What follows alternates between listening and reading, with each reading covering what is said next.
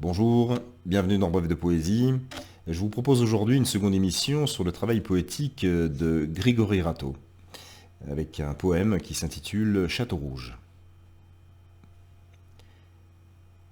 J'ai suivi, dans les rues de Château Rouge, ces mirages en bandes animées, Babel des damnés, des légumes y surnagent, remontent les rivières lunatiques des contrées oubliées, où les carcasses des absents chaloupent au gré du vent et se cognent aux échoppes des marchands ambulants.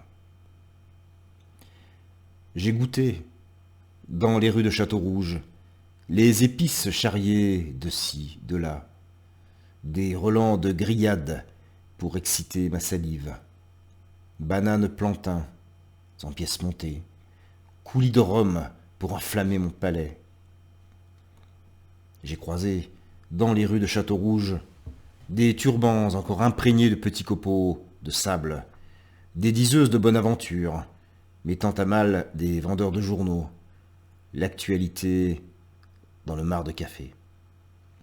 J'ai entendu, dans les rues de Château-Rouge, les sirènes de police versatiles, une foule bigarrée, un coup de Karcher pour se refaire une virginité, et tout assainir, tout uniformiser.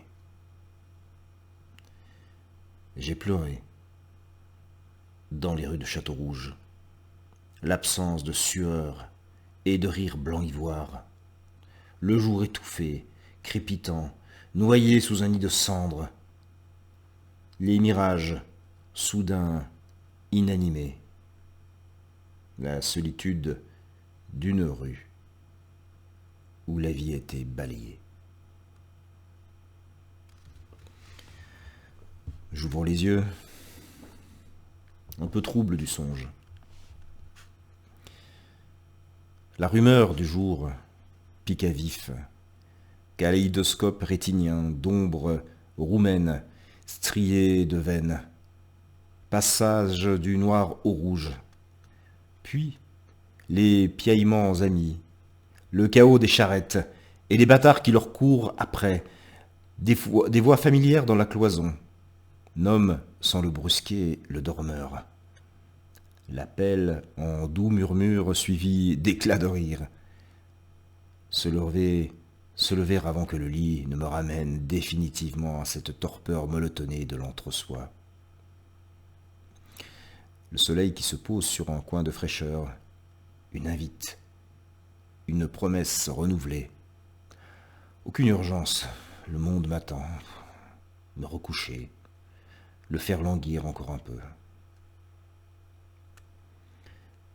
Vivre dans l'attente en homme qui penche. Refaire sans cesse le même chemin jusqu'à inverser l'ordre des jours.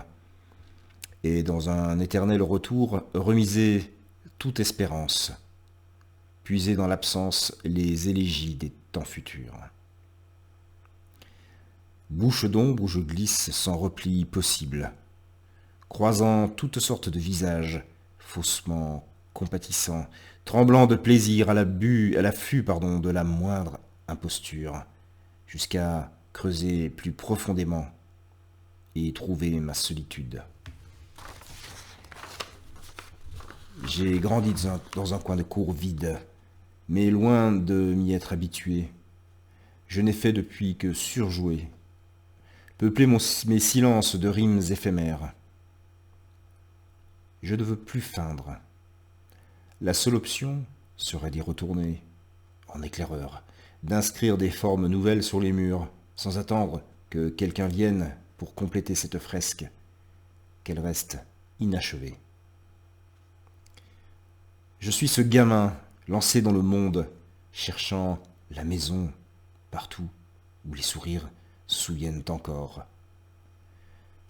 Je suis cette langue exilée, dont l'héritage en fuite le retient par la peau du verbe.